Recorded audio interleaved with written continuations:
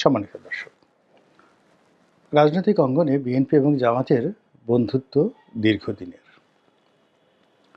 জামাত যখন নতুন করে রাজনীতি শুরু করলো শহীদ প্রেসিডেন্ট জিয়াউর রহমানের জমানায় এবং বঙ্গবন্ধুর নির্মম হত্যাকাণ্ডের পর যখন একটি জামাতের জন্য অনুকূল পরিবেশ এলো, ঠিক সেই সময়টিতে জামাত একেবারে তার খোলস ছেড়ে মনে হলো যে একটা নতুন জন্ম তারা পেয়েছে। এটা কি পুনর্জন্মও বলা যাবে না, একেবারে অ্যাবসলিউটলিও নিউবর্ন। ওইরকম একটা যাকে বলা হয় অভিব্যক্তি নিয়ে, শক্তি নিয়ে, দাপট নিয়ে ৭৫-এর ১৫ই আগস্টের পর সারা বাংলাদেশে জামাতের অভ্যুদয় হয়েছিল। এবং এখন আওয়ামী লীগের যে অবস্থা, তার চেয়ে ৭৫-এর ১৫ই আগস্টের পর আওয়ামী লীগের অবস্থা ১০০ গুণ করুণ ছিল। এখন শেখ হাসিনা নিরাপদে ভারতে আছেন, শেখ রেহানা নিরাপদে ইংল্যান্ডে আছেন। আওয়ামী লীগের বড় বড় যারা মন্ত্রী রয়েছেন, যাদের হাতে আওয়ামী লীগের টাকা, ক্ষমতা, প্রভাব, প্রতিপত্তি, তারা প্রায় সবাই নিরাপদে দেশের বাইরে গেছেন এবং দেশের বাইরে আছেন এবং তাদের জায়গা, সম্পত্তি এগুলো অনেক চমৎকারভাবে বিক্রি হচ্ছে, বাট্টা হচ্ছে, তারপর এগুলো বিনিময় হচ্ছে, ভোগ হচ্ছে, দখল হচ্ছে, ইত্যাদি অনেক কিছু। তো কাজেই আওয়ামী লীগ এখন সেই ৭৫-এর পর্যায়ে নেই, অনেক অনেক ভালো গুণ অবস্থায় আছে। আবার অন্যদিকে বাকশাল প্রতিষ্ঠিত হওয়ার পর পুরো বাংলাতে যে রাজনৈতিক শূন্যতা ছিল, সেই শূন্যতার কারণে মিলিটারি অর্থাৎ সামরিক বাহিনী সেখানে যে পরিবেশ পরিস্থিতি নিয়ন্ত্রণে রাখতে পেরেছিল, সেনাবাহিনী যত দ্রুত সব কিছু নিয়ন্ত্রণ করতে পেরেছিল, এটি এখন সম্ভব না। এর কারণ হলো এখন অনেক নেতা, অনেক রাজনৈতিক দল এবং এখন সব কিছুই টিকটকের মাধ্যমে সারা দুনিয়াতে ছড়িয়ে যাচ্ছে। ফেসবুক, ইউটিউব এগুলো এখন এতটা শক্তিশালী যে সেনাবাহিনীর বন্দুক, বোমা, কামানের চাইতেও দেখা গেল ফেসবুকে যদি একটা ভয়েস অথবা একটা ছবি, স্টিল ছবি ছড়িয়ে পড়ে, এটা কামান দিয়ে, বন্দুক দিয়ে সামাল দেওয়া যাচ্ছে না। তো এরকম একটা জটিল পরিস্থিতিতে হঠাৎ করে যেটা হলো, তাদের যে দীর্ঘদিনের যে বন্ধু, জামাতের বন্ধু বিএনপি, বিএনপির বন্ধু জামাত, তাদের মধ্যে ঝগড়াঝাটি শুরু হয়ে গেছে এবং শুরুটা করেছে জামাত। জামাত এই পট পরিবর্তনের পরে হঠাৎ করে মনে হলো যে তারা অবতার রূপে আবির্ভূত হয়েছে। মনে হয় ঠিক আমরা যে জিনিসগুলো নিয়ে কল্পনা করি, স্বপ্ন দেখি যে বিশাল একটা ইসলামী বিপ্লব হয়ে গেছে, তারপরে দাজ্জাল এসে গেছে, দাজ্জালকে বধ করার জন্য ইমাম মাহাদি এসে গেছে, ইয়াজুজ এবং মাজুস এসে গেছে তাদেরকে পরাজিত করার জন্য, যাকে বলা হয় যে সকল ঘটনা আমরা কোরআনে হাদিসে পড়ি, ওই রকম জামাতের যে আবির্ভাব শেখ হাসিনার পলায়নের পরে জামাত সমর্থিত যারা লোকজন, তাদের ধারণা হলো যে এই বাংলাদেশে ওইরকম একটা পরিবেশ পরিস্থিতির জন্যই মূলত এই জামাতের সৃষ্টি হয়েছে এবং জামাতই এই আন্দোলন এবং এই আন্দোলনের সুফল এবং এই আন্দোলনকে ফলপ্রসূ করার জন্য একমাত্র যোগ্য দল এবং আল্লাহ তাদেরকে এই সুযোগটি করে দিয়েছেন। তারাই বিপ্লবের হোতা, তারাই বিপ্লবের পিতা এবং তারা শুধুমাত্র বাংলাদেশে তাদের এই কর্মকাণ্ডে সীমাবদ্ধ রাখবেন না। তারা তাদের ইমানে জোশ, তাদের ক্ষমতা, তাদের কোরআনের আইন, তাদের নারায়ে তাকবীর, এই জিনিসগুলো এতটা শক্তিশালী ভাবে তারা এই বিষয়গুলো পরিচালনা করবেন যে তাদের সেই দাপটে বাংলা কাব্যে, পশ্চিম বাংলা কাব্যে, বিহার এবং উড়িষ্যা কাব্যে এবং দিল্লি হয়ে, তারপরে পাকিস্তান হয়ে, আফগানিস্তান হয়ে এটি সোজা বাইতুল মুকাদ্দাসে চলে যাবে। তারা হবেন এ যুগের মর্দে মুজাহিদ। তো এটা হলো যে জামাতের দীর্ঘদিন ধরে জামাত এবং শিবিরে যারা সাধারণ নেতাকর্মী, যারা এত কিছু বুঝেন না। হুজুরেরা আরবিতে ওয়াজ করেন, কোরআনের আয়াত বলেন, তারা শুধু উত্তর দেন যে ঠিক, ঠিক, ঠিক। তারপরে আ জামাতের কোনো নেতা বক্তব্য দেন, তারা শুধু তালি বাজান আর মাথা নাড়িয়ে বলেন ঠিক, ঠিক, ঠিক। তো এই যে যারা ঠিক, ঠিক, ঠিক পার্টি, এই পার্টির যারা লোকজন, তারা এভাবেই সবকিছু চিন্তা ভাবনা করে আসছে এখনো পর্যন্ত। আর এর দায়-দায়িত্বটা জামাতের যারা শীর্ষ নেতা রয়েছেন, তাদের উপর পড়েছে। এর কারণ হলো তারা রাজনীতিতে প্রাজ্ঞ। তারা বোঝেন যে তারা কতটুকু জাম্প করতে পারবেন।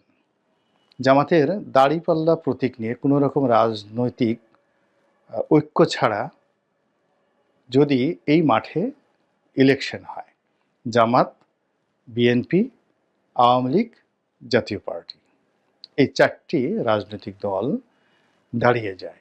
100% নিরপেক্ষ ভোট হয়।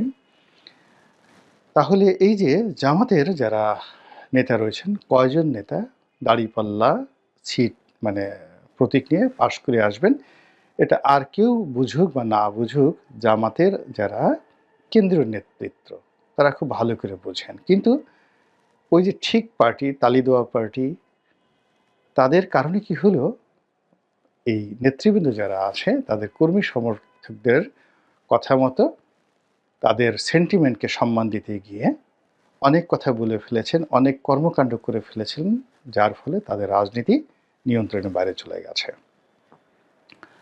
তারা প্রথমে যেমন বললেন এক জাহেল চলে গেছে আর এক জাহেল, বা এক জালেম চলে গেছে আর এক জালেম, এটা সরাসরি বিএনপিকে অপমান করা হয়েছে। তারা যেভাবে সমন্বয়কদের সঙ্গে মিশে স্কুল, কলেজ, মাদ্রাসা থেকে শুরু করে সব জায়গাতে যেভাবে তারা আধিপত্য বিস্তারের চেষ্টা করেছেন, যেভাবে তাদের ধর্মীয় প্রতিপক্ষ পীর, মাশায়েখ, মাজার, তারপরে আরও যারা আছেন সুফিবাদের যারা প্রচারণা করেন, কিংবা আধ্যাত্মিকতা যারা পরিচর্যা করেন, একটু কলকে টানেন, গাঁজা টানেন, আর কিছুই করেন না, মিরপুর মাজারে গিয়ে পড়ে থাকেন, হাইকোর্ট মাজারে গিয়ে পড়ে থাকেন, লালনের আখড়ায় গিয়ে পড়ে থাকেন।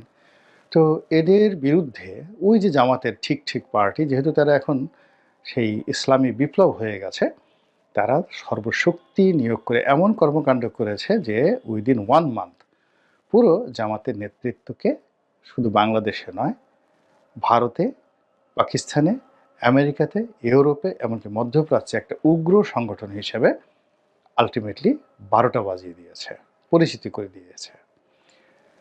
এই গেল একটা। দ্বিতীয়ত হলো যে জামাত সবসময় বিএনপির বি টিম। বিএনপি মনে করে যে জামাতকে তারাই বাঁচিয়ে রেখেছে, তারাই জামাতকে পয়দা করেছে, অন্ততপক্ষে দ্বিতীয়বার বঙ্গবন্ধুর হত্যাকাণ্ডের পরে। জামাতকে তারা টিকিয়ে রেখেছে, জামাতকে তারা মন্ত্রী বানিয়েছে। বিএনপি না থাকলে জামাতের কোনো অস্তিত্ব থাকতো না এবং আগামীতেও নেই। এটা বিএনপির একেবারে ছাত্রদলের একটা সাধারণ নেতাকর্মী মনে করে। আওয়ামী লীগ যেমন মনে করে, বা ছাত্রলীগ যেমনভাবে মনে করতো যে জামাতকে পিটানো এটা তাদের একটা অধিকার। একটা দুটো জামাত ধরো, সকাল বিকাল নাস্তা করো। এটা তাদের একটা জাস্ট পরোটা ভাজি খাওয়ার মতো একটা ঘটনা। এটা তারা মনে করত। জামাত এই দেশে বসবাস করার কোনো অধিকার নেই, এটা তারা মনে প্রাণে বিশ্বাস করত। তো এরকম একইভাবে আবার ভারত যেমন মনে করে আওয়ামী লীগ তাদের সেবাদাস, তারা যা বলবে আওয়ামী লীগ তাই করবে, এর বাইরে কোনো কিছু করার নাই। তো এই যে একটা সাইকোলজিক্যাল অবস্থা যাচ্ছে ভারতের মধ্যে, আওয়ামী লীগের মধ্যে, আওয়ামী লীগের মধ্যে জামাতের মধ্যে, জামাতের মধ্যে বিএনপির মধ্যে, বিএনপির মধ্যে জামাতের মধ্যে, এই পুরো প্রক্রিয়াটি এই আগস্ট জুলাই বিপ্লবের পরে জামাতের যারা সাধারণ ঠিক ঠিক পার্টি তারা উল্টে দিয়েছে। উল্টে দেওয়ার পরে কি হলো, বিএনপি এবং জামাতের মধ্যে মারাত্মক দ্বন্দ্ব, সংঘাত শুরু হয়ে গেছে। এখনো পর্যন্ত বাকযুদ্ধ চলছে এবং খুব দ্রুত, খুব বেশি দিন নয়, জানুয়ারি মাসে আপনি দেখতে পারবেন যে এদের যে ভ্রাতৃপ্রতিম সংগঠনগুলো ইতিমধ্যে যে টুকটাক মারামারি করেছে, কাটাকাটি করেছে, এটি রক্তক্ষয়ী একটা সংঘর্ষের দিকে মোড় নেবে। এবং আপনারা দেখবেন যে বৃষ্টি হওয়ার আগে যেভাবে মেঘ গড়গড় করে, বজ্রপাত হওয়ার আগে যেভাবে বিদ্যুৎ চমকায়, এখন বাকযুদ্ধ চলছে এবং খুবই নিকৃষ্ট বাকযুদ্ধ। যেমন জামাতের লোকদেরকে কেন্দ্র করে বিএনপির নেতারা বলছেন যে ওরা রাজাকার, ওরা ৭১-এ এই কাজ করেছে, এই মুক্তিযুদ্ধে জিয়াউর রহমান এই ভূমিকা রেখেছেন, ওদের এত বড় সাহস যে স্বাধীন বাংলাদেশ ১৯৭১ সনে যে মহান মুক্তিযুদ্ধ হয়েছে, যে মুক্তিযুদ্ধের ঘোষণা দিয়েছেন শহীদ প্রেসিডেন্ট জিয়াউর রহমান, এবং যেটা তাদের pride and prestige, they are the founder of Bangladesh. Awami League এবং তাদের মধ্যে বীরত্ব এখানেই। আওয়ামী লীগ মনে করে যে তারা ৭১-এ মুক্তিযুদ্ধ নেতৃত্ব দিয়েছে, আর বিএনপি মনে করে যে আওয়ামী লীগ রাজনৈতিক নেতৃত্ব দিয়েছে, কিন্তু মিলিটারি যে লিডারশিপ এটি শহীদ প্রেসিডেন্ট জিয়াউর রহমানের নেতৃত্বে হয়েছে এবং তিনি ঘোষণা দিয়েছেন। তো জামাত এবং তার যারা সহযোগী এই মুহূর্তে যা কিছু করছে পুরো ৭১-এর ইতিহাসটাকে রিসেট করার চেষ্টা করছে, যেটি বিএনপির ভীষণ রকম ইগোতে লেগেছে। এক, এই জন্য তারা ওই জামাতকে যে সকল গালি বিএনপির পরিবর্তে আওয়ামী লীগ দিত, এরা রক্কাটা পার্টি, এরা খুর পার্টি। খুর পার্টি তো আপনি বুঝতে পারেন যে সবসময় বগলে একটা খুর নিয়ে ঘুরে, এদেরকে আপনি নাপিত বলতে পারেন, এদেরকে ওই অনেক গাল কাটা কামাল, ঠোঁট কাটা জামাল। তো এরকম কিছু লোক আছে সাধারণত গ্রামের টাউট, তারা ওই পকেটে খুর নিয়ে ঘুরে প্রতিপক্ষকে ভয় দেখানোর জন্য, এবং এখন ওই রকম আগের সেই খুর নেই, এখন আবার অনেকে ব্লেড নিয়ে ঘুরে। এখন বিএনপির লোক জামাতের লোকদেরকে এখন সেই খুর পার্টি বলছে এবং ব্লেড পার্টি বলছে, এবং প্রকাশ্যে মিডিয়ার সামনে, যেন তেন নয়।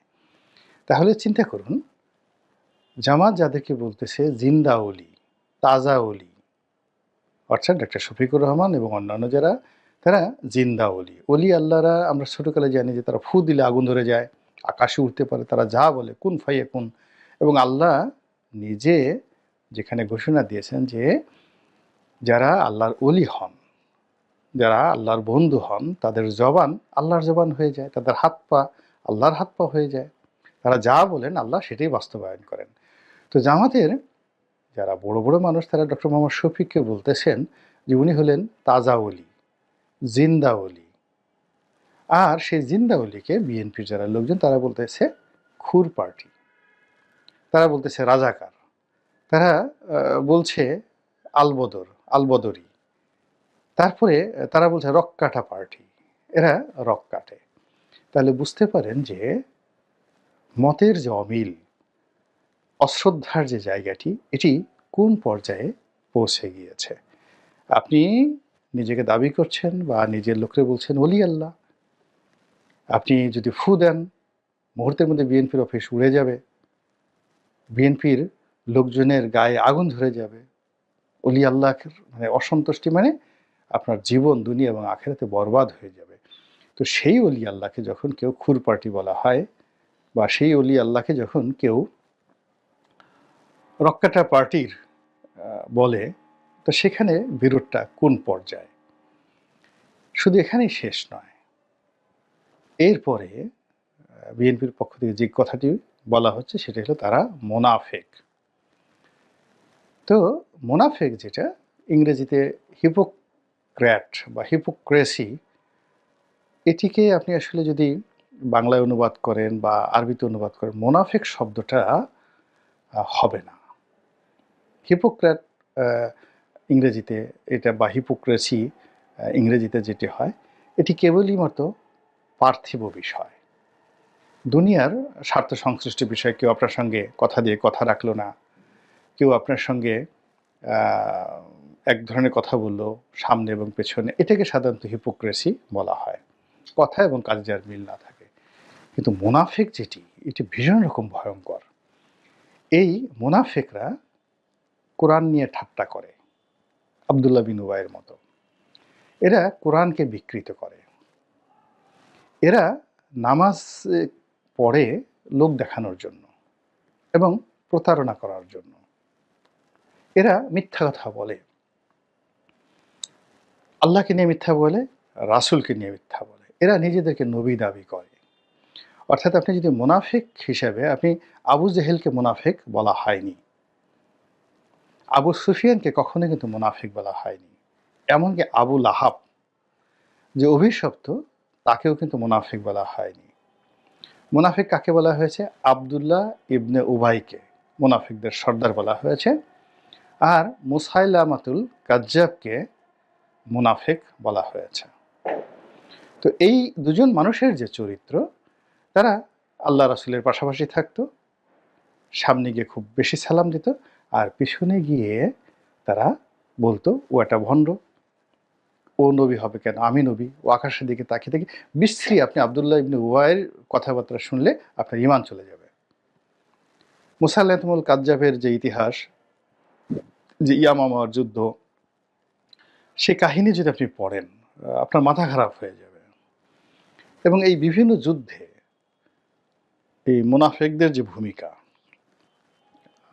এই ভূমিকার কারণে মুসলমানদের যে কত ক্ষতি হয়েছে, এর কোনো ইয়াত্তা নেই। তো কাজেই আপনি যদি কাউকে খুব বাজে শব্দ বাস্টার্ড বলেন, আরও অনেক কিছু বলেন, এরকম ১ কোটি গালাগালির চাইতেও যখন কোনো মুসলমানকে মুনাফিক বলা হয়, সেটা আরও বেশি গুরুত্বপূর্ণ। তো বিএনপির যারা লোকজন রয়েছেন, তারা তো লেখাপড়া জানা মানুষ, শিক্ষিত মানুষ, তারা জানেন তারা কি বলছেন। তো তারা এখানে যদি মুনাফিক বলতে আওয়ামী লীগকে না বুঝিয়ে বিএনপিকে যারা লোকজন রয়েছেন তারা যদি জামাতকে বুঝিয়ে থাকেন, তাহলে জামাতের পুরো ইমতেহান, পুরো আইডিওলজি, পুরো পলিটিক্যাল থিওলজি, তাদের নীতি, তাদের আদর্শ, তাদের ধর্ম, তাদের কর্ম, তাদের প্রচার, তাদের প্রোপাগান্ডা, তাদের লেবাস, তাদের দাড়ি, তাদের টুপি, তাদের পাঞ্জাবি, পাজামা, সব কিছুর মূলে কি ইঙ্গিত করা হয়েছে, এই জিনিসটি শুধু আপনাদেরকে বোঝানোর জন্য বলছি যে বিরোধটি কোন পর্যায়ে চলে গেছে। এগুলো বললাম এই কারণে, কেউ কেউ হয়তো বলার চেষ্টা করছে যে জামাত এবং বিএনপির যে এই মুহূর্তে বিরোধটি, এটি সাজানো একটা নাটক। এই জন্যই ব্যাখ্যা করলাম যে এটা সাজানো নাটক নয়, এটি সর্বনাশের অশনি সংকেত। আল্লাহ আমাদের রাজনীতিকে হেফাজত করুন, রাজনীতিবিদদেরকে হেফাজত করুন এবং আমাদের মধ্যে সহমর্মিতা প্রতিষ্ঠা করে দিন।